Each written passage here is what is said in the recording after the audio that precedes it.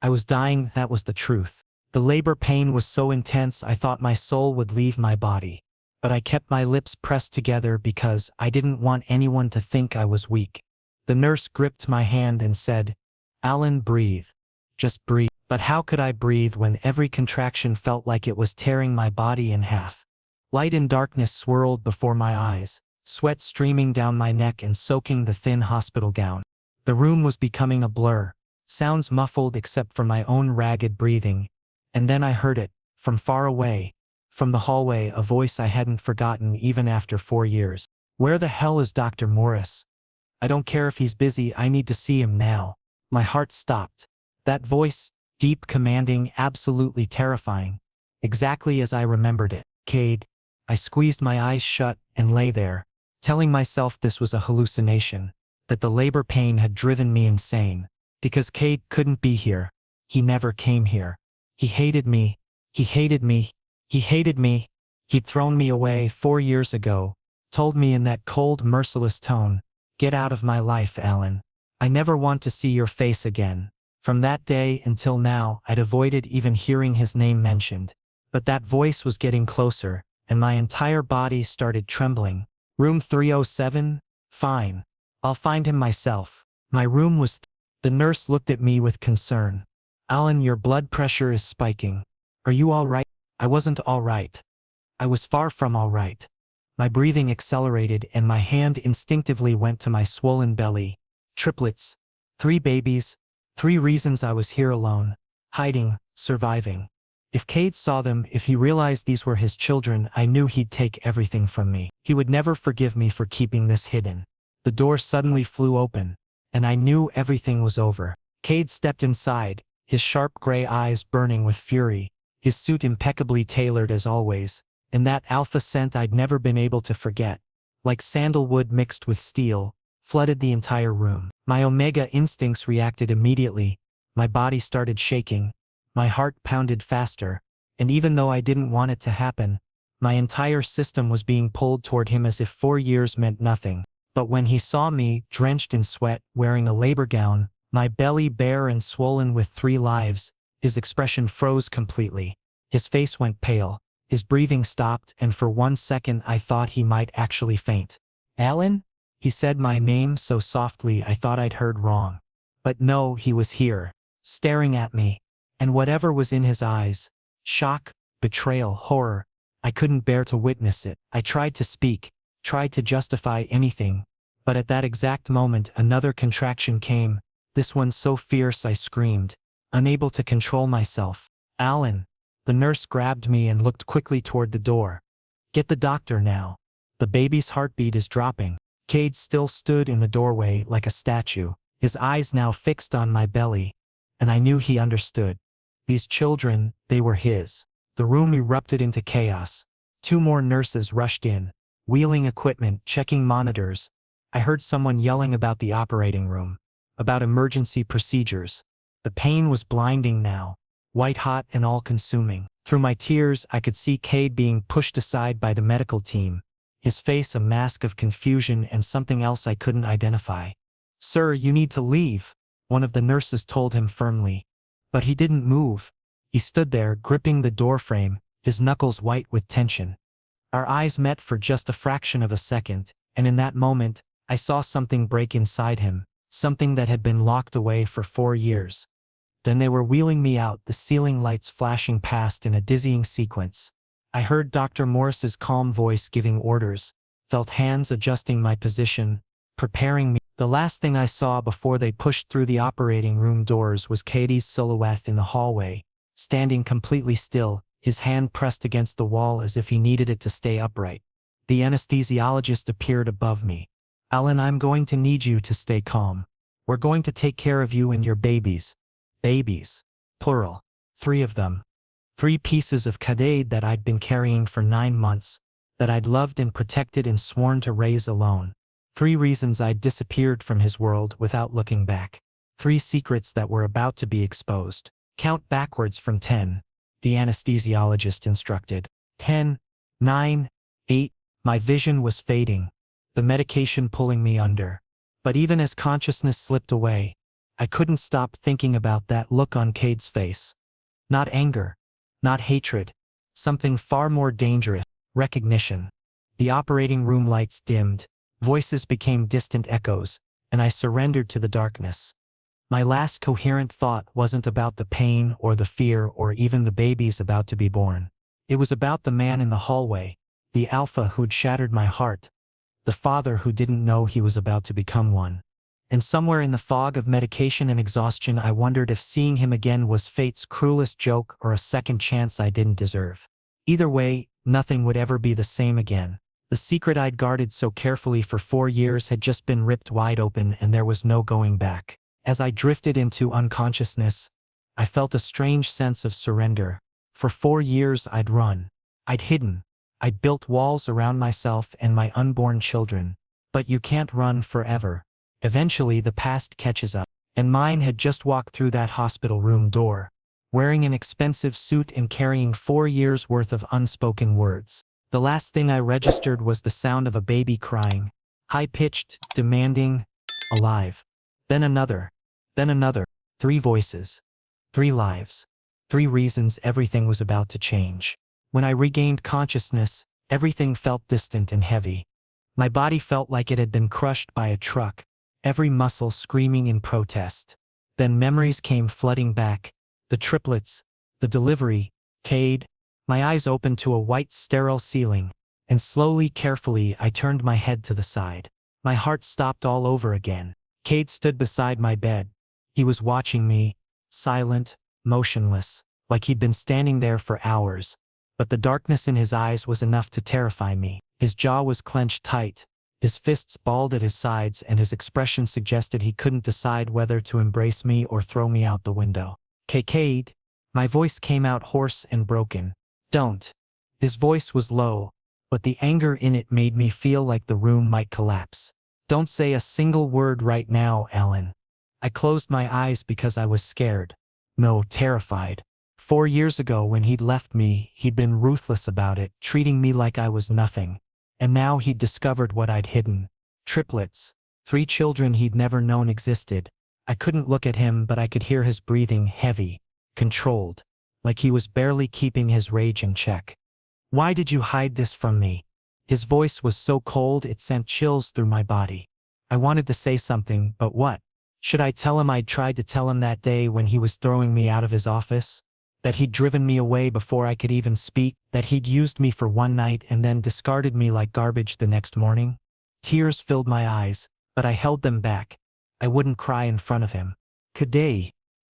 The doctor told me, he said, his voice completely emotionless, almost robotic, that you delivered 3 babies. 3. He took a step toward me and I could feel his presence on my skin. And they're all healthy. You hid them for 4 years, Alan. 4 entire years. I knew he wasn't telling the truth about what happened. That he didn't know I'd tried to tell him. That he'd never given me a chance. But right now I was too weak to argue. Too drained to fight back. I won't apologize to you, I whispered, forcing myself to meet his eyes. Because you never gave me a chance. You never even listened. A muscle twitched in Kade's jaw. Then he closed his eyes and took a deep breath, like he was trying to control himself to suppress his anger. After several seconds of silence, he opened his eyes and looked directly at me. You're going to let me see those children. Right now. It was an order, a demand. And I knew if I refused he'd force the issue. This was Kade. When he wanted something, he got it, no matter what stood in his way. My throat tightened. What gives you the right? DNA, he interrupted sharply. I've already spoken to the hospital administration. They're running tests. But I don't need results to know the truth, Alan. Those are my children. The certainty in his voice shook me. He wasn't guessing. He wasn't hoping. He knew. You abandoned me, I said, my voice barely above a whisper. You told me to disappear from your life. You meant it. So why does any of this matter to you now? For the first time, something flickered across his face, something that might have been regret or pain. I couldn't tell which.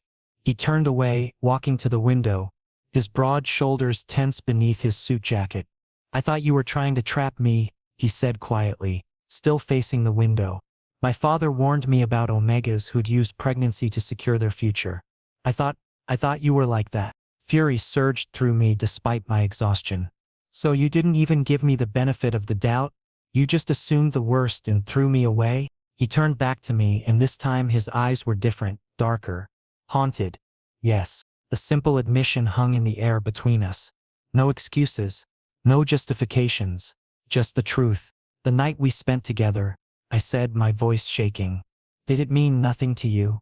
Was I just another Omega to warm your bed? Kade's expression hardened again. Don't what? Don't ask questions you don't want to answer? Don't remind you that you ruined me? I was sitting up now despite the pain, anger giving me strength I didn't know I had. You destroyed me, Kade. You made me feel worthless. And then I found out I was carrying your children. And I knew I could never tell you because you'd already made it clear what I meant to you. Nothing. He moved so fast I didn't see it coming. Suddenly he was beside my bed, his hands gripping the railing so hard his knuckles turned white. You should have told me anyway, he said through gritted teeth. You should have fought. You should have made me listen. I tried. The words burst out of me. I came to your office. I waited 3 hours. And when I finally got in, you were with her. That female alpha, the one your family and you to marry. You told me to leave before I could even speak. You said seeing my face made you sick. Kade went very still. The color drained from his face. That's not. I don't remember. Of course you don't, I said bitterly. Why would you remember something so insignificant? I was just one Omega among many, right? The silence that followed was suffocating. Kade stared at me like he was seeing me for the first time. Really seeing me. His breathing had become irregular, his carefully controlled facade cracking. I want to see them, he finally said, his voice rough. My children. I want to see them now. Despite everything, the anger, the pain, the betrayal, I knew I couldn't deny him this. Those babies were half his, no matter how much I wished otherwise. And maybe somewhere deep down, a small part of me wanted him to see what he'd missed. What his cruelty had cost him. Fine, I said. But after this you leave us alone. You've seen them. That should be enough. Kade's expression was unreadable as he pressed the call button for the nurse. We'll see about that. The nurse helped me into a wheelchair, moving carefully because I was still very weak. Every movement sent pain shooting through my body, reminders of what I'd just endured. But I needed to see them. Louis, Shane, and Aries. My babies. The 3 miracles I'd carried and protected for 9 months. Kade walked silently beside me, his presence heavy and suffocating. He hadn't spoken since we left my room, but I could feel the tension radiating from him. When we reached the nursery's viewing window, my heart gave one powerful thump, and everything else faded away. There, in 3 clear cribs, were 3 tiny bundles wrapped in soft blankets, sleeping peacefully. My children, Louis, Shane, and Aries. Seeing them stole my breath. I looked at their tiny hands, their soft pink skin, their peaceful faces showing no awareness of the complicated world they'd just entered. My entire body felt overwhelmed, emotions crashing over me like waves. Tears streamed down my face, and I didn't even try to stop them. They look like you. Kade's voice came suddenly soft, broken, completely unlike anything I'd heard from him before. I looked at him, and for the first time in 4 years his eyes were soft, his expression vulnerable. He was staring at the babies with something close to wonder. Louis has your hair color, he whispered, and I could hear emotion creeping into his voice. Shane has your eyes, I think. And Aries, he paused, taking a deep breath. Aries was looking right at me when I went in earlier, like he recognized me. I couldn't speak. For the first time, Kade was looking at me like I was human, like I mattered, like I was more than just a mistake from his past. The expression on his face confused me. Anger mixed with pain, mixed with regret, mixed with something else I couldn't identify. A nurse appeared beside us, smiling warmly. Would you like to hold them? They're awake now. Before I could answer, Kade spoke. Yes, please. The nurse glanced at me for confirmation. I nodded, not trusting my voice. She disappeared into the nursery, and moments later, she was wheeling out a specialized cart with all 3 cribs. My heart pounded as she carefully lifted Louis first, placing him in my arms. He was so light, so fragile, so perfect. His eyes were closed, but his tiny mouth moved like he was dreaming. I pressed my lips to his forehead, breathing in that newborn scent, and fresh tears fell. Can I? Kade's voice was hesitant, uncertain, emotions I never thought I'd hear from him. I looked up at him, and the vulnerability in his eyes made my decision. Shane. Hold Shane. The nurse lifted Shane from his crib and moved toward Kade, who stood frozen for a moment. Then slowly, awkwardly, he extended his arms. The nurse placed Shane in them, adjusting his position, showing him how to support the baby's head. Kade stared down at Shane like he was holding the most precious thing in the universe. His hands were shaking slightly, his breath coming in short bursts. Shane's tiny fist wrapped around Kade's finger, and I watched something break in the alpha's expression, his carefully constructed walls crumbling. He's so small, Kade murmured, more to himself than to me. So fragile. They're strong, I said quietly. They had to be, they're survivors. Kade's eyes met mine over Shane's head. Like their father? The question caught me off guard. Like their mother? I corrected firmly. Something flickered across his face. Was it pride? Respect? I couldn't tell. The nurse brought Aries over, and somehow we managed to arrange ourselves so I held Louis and Aries while Kade cradled Shane. For several minutes we stood there in silence. 3 babies between us. An entire lifetime of complications surrounding us. Alan, Kade said suddenly, his voice thick with emotion. I need you to understand something. I didn't respond, just waited. When I found out you were here, when I saw you in that delivery room. He paused, struggling with words. My entire world stopped.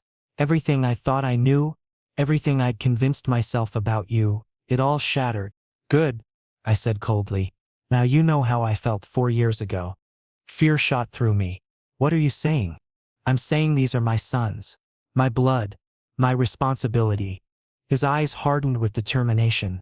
I'm saying I'm going to be part of their lives whether you like it or not. You can't just decide that, I protested, holding the babies tighter. You don't get to waltz back in after everything. I have rights, Alan. Legal rights. And I'll use every resource I have to establish them. The threat was clear. He would fight me in court. Would use his money and power and connections to take my babies from me. Panic rose in my chest. You wouldn't. Try me. His voice was ice cold now. The vulnerable man from moments ago completely gone. I've already contacted my lawyers. DNA tests will be processed within 48 hours. And then we'll establish custody arrangements. Custody. I felt like I couldn't breathe. You're threatening to take them from me. I'm telling you that running away isn't an option anymore. You kept them from me for 4 years. That ends now. The nurse sensed the tension and quickly took the babies back to their cribs, wheeling them away. As soon as they were gone, I turned on Kade with all the fury I could muster. You're right, he interrupted quietly. I wasn't there, and that's something I'll have to live with. But I'm here now, Alan, and I'm not going anywhere. The certainty in his voice terrified me more than his threats. Because I knew Kade. When he committed to something, he followed through. Always. What do you want from me? I asked, exhausted. Mr. Donovan? Alan? We need to discuss the baby's care plan and discharge procedures. Kade nodded, his business persona snapping back into place. But as we followed the doctor, he leaned down and whispered in my ear. This conversation isn't over. I knew he was right. This was only the beginning. The next day was absolute chaos. A nightmare I couldn't wake up from. Kade's legal team arrived at my hospital room like a military invasion. 3 suited lawyers carrying briefcases and cold expressions. They handed me official notices, spoke in clipped professional tones about DNA testing requirements, custody hearing schedules, and court orders if I failed to cooperate. I tried to refuse, tried to send them away, but the hospital administrator pulled me aside and explained the reality. If I didn't consent voluntarily, Kade would obtain a court mandate within hours. And then I'd lose before the battle even began. I knew Kade would win any legal fights. He had unlimited resources, political connections, and the best attorneys money could buy. What did I have? 3 newborn babies and determination. That was it. So I agreed to the testing. I let them swab my cheek, watched them gently collect samples from Louis, Shane, and Aries. Each swab felt like another piece of my autonomy being stripped away. Then came the waiting. 2 agonizing days of uncertainty, even though I already knew the results. When Kade returned with the envelope, I was sitting up in bed, finally strong enough to face him properly. He entered without knocking, his expression carved from granite. He held a single envelope, and the way he gripped it told me everything I needed to know before he even spoke.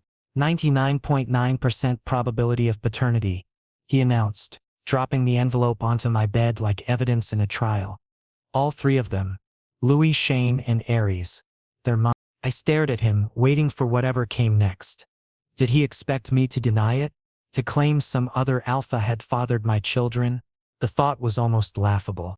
He drew in a long breath, then moved closer until he stood directly beside my bed. When our eyes met, I saw something beyond anger, something more complex and infinitely more dangerous. Do you understand what this means, Alan? That you're gonna try taking them away from me? My voice remained steady despite the fear coursing through me. I wouldn't give him the satisfaction of seeing me break. No. He leaned down, bracing his hands on either side of my bed, caging me in. It means you can't escape me anymore. Whether you like it or not, we're bound together now. My pulse quickened. I don't understand. You're the mother of my children, he said, enunciating each word with deliberate precision. And I'm their father. That makes us permanent fixtures in each other's lives. Every day, every milestone, every decision. I'm not going anywhere, Alan. Ice flooded my veins. This wasn't a threat, it was a vow. And I knew from experience that when Kade made vows, he kept them with ruthless efficiency. You think I'll just let you waltz into their lives? Anger surged through me, giving me strength. After what you did to me, after you used me and discarded me like I meant? His jaw clenched. You never told me you were pregnant. I tried. The words exploded from me and suddenly tears were streaming down my face. That day at your office, the day you were kicking me out of your life, I was trying to tell you, but you wouldn't listen. You had that female alpha in your office, the one your family wanted you to marry, and you told me seeing my face disgusted you. Kade's face went ashen. His eyes widened, and for the first time I saw genuine shock register in his expression. Alan, that's not how I remember. Of course you don't remember, I interrupted bitterly. Why would you? I was just another omega you used for entertainment. My words, my feelings, my existence. None of it mattered enough for you to remember. Silence crashed down between us. Kade stood frozen, his mouth slightly open like he wanted to speak but couldn't find words. His breathing had become irregular, his composure cracking in ways I'd never witnessed before. I'm going to be part of their lives, he finally said, his voice rougher than before. You can't stop me. Then bring your lawyers. Take me to court. Do whatever you need to do. I turned my face away, unable to look at him anymore. But I won't let you steal my children from me. He didn't respond immediately. The silence stretched until I heard him pick up the envelope. Footsteps moved toward the door, then stopped. This isn't finished, Alan. The door closed behind him, and I knew he was absolutely right. For the next few days, I prepared myself for war. I consulted with a legal aid attorney who worked pro bono for Omega rights cases. She was honest with me. My chances of winning a custody battle against Kade Donovan were minimal at best. He could provide material advantages I'd never match. The courts favored biological parents with resources, but she also told me that being the Omega parent who'd carried and birthed the children gave me certain protections. He couldn't simply take them away. The best he could achieve was shared custody. That knowledge became my anchor as I recovered and prepared to leave the hospital. Shared custody I could survive. Losing them entirely would destroy me. On my discharge day, a courier delivered another envelope. This one contained photographs. Professional quality images of Louis, Shane, and Aries sleeping in the nursery. On the back of each photo, written in Kade's precise handwriting, were their full names: Louis Donovan, Shane Donovan, Aries Donovan. He'd already claimed them, already branded them as his. My hands shook as I looked at those photos. The message was clear.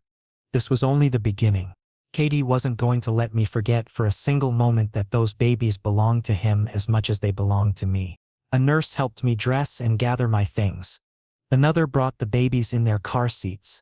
3 tiny humans who depended entirely on me for survival. As I looked at their peaceful, sleeping faces, determination hardened in my chest. Kade might be their biological father. He might have money and power and lawyers. But I had carried them for 9 months. I had felt every kick, survived every complication, endured labor and delivery alone. I had chosen their names, memorized their different cries, learned which lullabies soothed them. He could fight me all he wanted, but I would never ever let him take them away. As the wheelchair carried me toward the hospital exit, I spotted a familiar figure waiting by the entrance. Kade stood there in a dark suit, his car pulled up to the curb, a car seat already installed in the back. He'd come to drive us home, and despite everything, the anger, the fear, the history between us, a small traitorous part of my heart wondered if maybe, just maybe, he was trying to do the right thing. But I crushed that thought immediately. Hope was dangerous. Hope would get me hurt again. I can manage on my own, I told him coldly. I know you can, he replied, but you don't have to. 1 week after bringing the babies home, my small apartment had become a gilded cage. Kade hadn't just offered support, he'd imposed it. 2 security guards stationed themselves outside my building around the clock, their presence both protective and imprisoning. A nanny arrived each morning at 7, a middle-aged beta woman named Margaret, who was efficient, kind, and clearly reporting back to Kade about everything happening in my home. I'd find groceries delivered without my requesting them, bills paid before I could even see them, my landlord suddenly unwilling to discuss my lease renewal directly with me. Kade was systematically taking control of every aspect of my life. The worst part arrived via courier on the 7th day, a thick manila envelope containing a 20-page legal document titled Joint Custody and Parental Rights Agreement. I opened it at my kitchen table while the babies napped. With each page I read, my blood pressure rose. The contract was meticulously detailed, covering every possible scenario.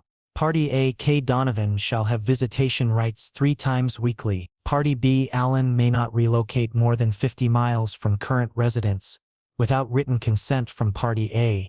Financial support of $15,000 monthly will be provided in exchange for full cooperation with visitation schedule. This wasn't an agreement. It was a leash. I threw the papers across the room, immediately regretting it when Shane stirred in his bassinet. Taking a shaky breath, I gathered the scattered pages, my hands trembling with fury. If I signed this, I became Kade's dependent. If I refused, we'd end up in court where he'd likely win even more restrictive terms. I was trapped. The doorbell rang just as I was contemplating burning the entire contract. I already knew who it would be before I opened the door. Kade stood there in his typical expensive suit, but this time he looked tired. Dark circles shadowed his eyes, and his usually perfect appearance showed subtle signs of strain. You haven't signed the agreement, he stated, walking past me into my apartment without invitation. You gave me 2 days. It's only been 1.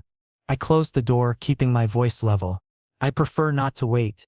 He removed his jacket, draping it over my worn couch like he owned the place. Sign it, Alan. This arrangement benefits both of us. Benefits? A harsh laugh escaped me. You're essentially buying me, Kade. This contract reduces me to an employee raising your heirs. His expression hardened. I'm ensuring my children have everything they need. Or you're ensuring you maintain control over the Omega who dared keep secrets from you. I crossed my arms. Which is it really?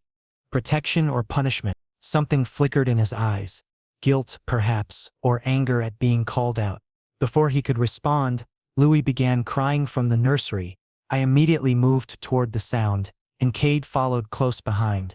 When I lifted Louis from his crib, Kade watched intently. I could feel his gaze cataloging every detail. My exhausted posture, the tremor in my hands from chronic sleep deprivation, the spit-up stain on my shoulder I hadn't had time to change. You can't do this alone, he said quietly. I've been doing it alone for 9 months. Actually, for 4 years. I cradled Louis against my chest, swaying in the automatic rhythm I'd developed. I don't need you. You're exhausted. When did you last sleep through the night? When did you last care? The words came out sharper than intended. Kade's jaw tightened, but he didn't take the bait. Instead, he moved closer, reaching out to touch Louis's tiny fist. I'm offering you support, Alan. Financial security, help with raising them. Why are you fighting this? Because it comes with strings attached. Because you're not offering, you're demanding. There's a difference. We stood there in the small nursery, tension crackling between us. Louis's soft breathing the only sound. Then Kade did something unexpected. He sat down in the rocking chair I'd bought secondhand. "Make me a counter offer then," he said. I blinked. "What? You hate my terms. Fine. Tell me what you want instead." This had to be a trap. Kay Donovan didn't negotiate. He dictated. "You're serious? Do I look like I'm joking?" He gestured to the empty space on the small ottoman beside the chair. "Sit. Let's talk like rational adults." Suspicion warred with curiosity. Slowly I sat, still holding Louis. "You won't take them away from me. That's non-negotiable." "Agreed. What else?" "I make all major decisions about their upbringing. Education, medical care, religious exposure. All of it requires my consent." "Joint consent," he countered. "I'm their father. I get a say." I started to argue, but he held up a hand. "I said joint, Alan, not sole. We decide together. Equal partnership." That was surprisingly reasonable. Visitation 3 times a week initially. As they grow older, we can adjust. I want to be present for bedtimes, meals, ordinary moments. Not just scheduled visits. And if I want to move, change jobs, date someone. I challenged. His expression darkened at the last word. "Relocation requires discussion, not my permission. Your job is your business. As for dating," he paused, "that's also your business. Though I'd appreciate knowing if someone will be around my children." "Our children," I corrected firmly. "Our children," he echoed, and something in his tone made my breath catch. We sat in silence, Louis sleeping peacefully between us. Finally, Kade spoke again. "I'm not trying to imprison you, Alan. I'm trying to fix what I broke. You can't fix the past. No. But maybe I can do better in the future." He stood, retrieving his jacket. "Have your attorney review my contract. Mark up what you want changed. We'll negotiate until we find terms we both can live with." He was at the door when I found my voice again. "Why are you being reasonable about this?" Kade turned back, and for just a moment, his carefully constructed mask slipped. "Because I saw you in that delivery room. Alan, I saw what carrying my children cost you. And I realized that no matter how angry I am about the secrets, you sacrificed everything while I sacrificed nothing. The least I can do is give you some control back." Then he was gone, leaving me alone with 3 sleeping babies and a contract that suddenly felt less like a prison sentence. Maybe, just maybe, there was hope for something better than warfare. But I'd been wrong about Kade before. I wouldn't make that mistake again. 4 months passed in a blur of sleepless nights and tentative cooperation. Kade honored the revised contract we'd negotiated. He visited Tuesday and Thursday evenings, plus Sunday afternoons. Each visit followed a careful pattern. He'd arrive exactly on time, bring supplies I hadn't requested but bed, and spend hours with the babies. He'd learned to change diapers with surprising competence, could prepare bottles with one hand while holding a fussy baby with the other, and had developed his own relationship with each child. Louis always calmed when Kade hummed low in his chest. Shane loved being held upright against Kade's shoulder, watching the world from that elevated position. Aries would grip Kade's finger and refuse to let go, as if claiming his father through sheer determination. I watched these interactions from a careful distance. I'd busy myself in the kitchen or catch up on laundry while Kade handled the babies. We were civil, cooperative, functional. But we never discussed anything beyond the children's immediate needs. The past remained an unhealed wound we both avoided touching. Until the night everything changed. It was 11 p.m. when Louis's fever spiked to 103 degrees. I'd been walking him in circles around the apartment for an hour, trying every technique I knew. Nothing worked. He cried weakly, his little body burning against my chest, and panic clawed at my throat. Shane and Aries were also fussy, picking up on their brother's distress. I was reaching for my phone to call the pediatrician's emergency line when someone knocked on my door. Kade stood in the hallway wearing jeans and a hoodie, the first time I'd seen him in anything but business attire. His hair was disheveled like he'd been running his hands through it. "What's wrong?" he asked immediately, reading my expression. "Louis has a fever. It won't break." I was just about to call, "Let me see him." Kade stepped inside, gently taking Louis from my arms. He pressed his lips to Louis's forehead, an instinctive gesture that caught me off guard. We need to bring it down before calling the doctor. Do you have infant acetaminophen? In the bathroom cabinet. He moved with surprising efficiency, administering the correct dosage, while supporting Louis's head perfectly. Then he grabbed a clean washcloth, dampened it with lukewarm water, and began gently cooling Louis's skin. Sing to him, Kade said. Your voice soothes him better than mine. I started humming a lullaby my grandmother used to sing, watching Kade's careful ministrations. Gradually, Louis's crying subsided. His temperature began dropping. After 20 minutes, he fell into exhausted sleep. Kade laid him carefully in the crib, then turned to find me collapsed on the couch, adrenaline finally wearing off. I hadn't realized I was crying until Kade sat beside me and handed me a tissue. You're running yourself into the ground, he observed. I'm managing. The lie sounded weak even to my ears. When did you last eat a proper meal? And don't say you're fine. I can see you've lost weight. I couldn't remember my last real meal. Between feeding 3 babies every few hours and catching sleep in 15-minute increments, eating had become an afterthought. Kade stood and walked to my kitchen. I heard him opening cabinets, assessing my sparse supplies. You have pasta and jarred sauce. That'll work. You don't need to. I'm cooking. Stop arguing. Too exhausted to protest. I watched him move around my tiny kitchen like he belonged there. He found a pot, boiled water, heated the sauce. The domesticity of it felt surreal. This was Kade Donovan, CEO of a multi-billion-dollar corporation, making me pasta at midnight. When he placed the bowl in front of me, I realized I was starving. I ate mechanically, each bite restoring a bit of energy I desperately needed. Thank you, I said quietly. He sat across from me, his expression unreadable. You don't have to thank me for basic decency, Alan. Then why are you here? It's not one of your scheduled days. I was working late and something felt wrong. I can't explain it. I just knew I needed to check on you. He paused. On all of you. The admission hung between us. Before I could process it, he continued. I need to tell you something. About that day in my office. My body tensed. Kade, don't. Please. Let me say this. He leaned forward, elbows on his knees. After you left the hospital with the babies, I went back to my office. I had my assistant pull all my appointments and recordings from 4 years ago. It took days, but I found it. Found what? Security footage from my office building, from the day you came to see me. His voice dropped. You were there, Alan. Waiting for 3 hours in the lobby. And when you finally got into my office, I gave you 90 seconds before dismissing you. You tried to speak, and I cut you off. You started saying you needed to tell me something important, and He closed his eyes. I told you nothing you could say would ever matter to me. My hands started shaking. Why are you telling me this? Because I watched that footage 5 times, and each time I wanted to punch my past self in the face. He looked at me with raw honesty. You were telling the truth. You tried. I didn't let you. And I've spent 4 years blaming you for something that was my fault. Tears spilled down my cheeks. Do you have any idea how much that hurt?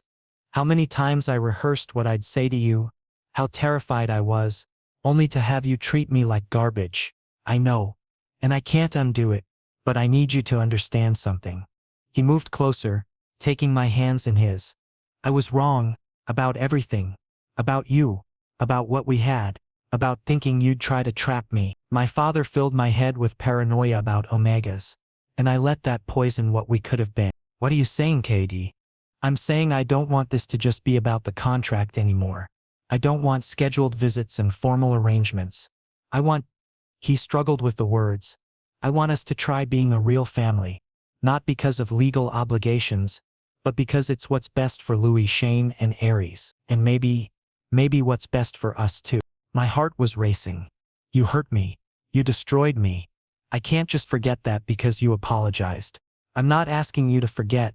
I'm asking you to let me prove I can be better. That I can be the partner you needed 4 years ago. He squeezed my hands gently. Let me earn your trust back, Alan. However long it takes. I looked into his eyes and saw something I'd never seen before. Genuine remorse. Vulnerability. Hope. I don't know if I can do this, I whispered. Then let's start small. Let me come over when it's not scheduled. Let me help with midnight fevers and grocery shopping and all the unglamorous parts of parenting. Let me show you through actions, not words. Part of me wanted to pull away to protect myself from inevitable heartbreak. But another part, the part that remembered falling in love with him before everything went wrong, wanted to believe change was possible. Okay, I heard myself say, we can try. The smile that broke across Kade's face was like sunrise after the longest night. He didn't kiss me, didn't make grand declarations. He just pulled me into a hug, holding me like I was precious. And for the first time in 4 years, I let myself lean on someone else. Maybe this was foolish. Maybe I'd regret it. But as I stood there in his arms, listening to our 3 babies breathing peacefully in the next room, I thought maybe, just maybe, broken things could be repaired.